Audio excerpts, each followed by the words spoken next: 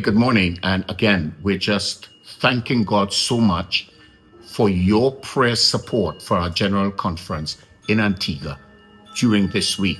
We thank God for you.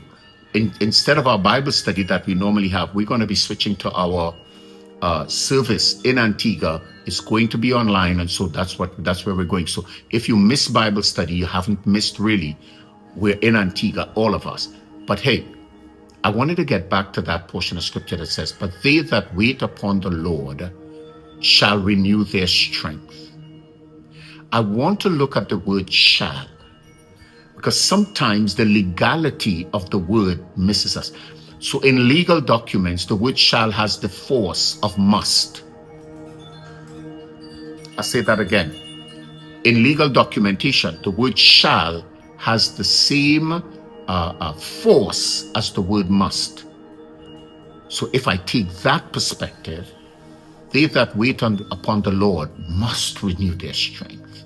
It means, therefore, that God is providing something in there that those who are attentively positioned in a state of readiness will have their strength renewed, must have their strength adjusted, will have their purposes, will have their determination, will have their intentionality, will have now the ability, the energy, the empowerment to do what God wants them to do. Could you imagine? We're now not idly by, but if we are attentively positioned, strength comes. Hallelujah. Strength comes. Glory to God.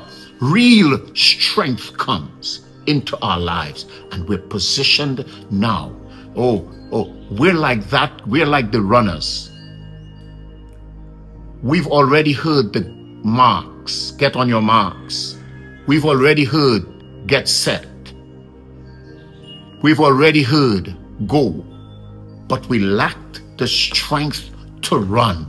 But now we've waited on God. Now we've waited on God. What do you think will happen? Now we have the strength to run the race in love, run the race with patience, run the race. I think the writer of Philippians says, we're not shadow boxing, but with every step there is intentionality.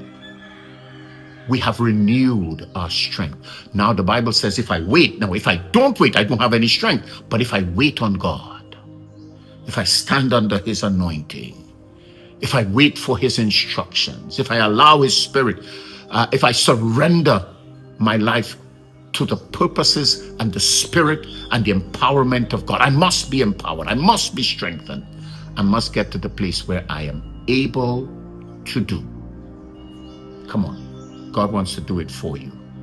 But your job is to now wait.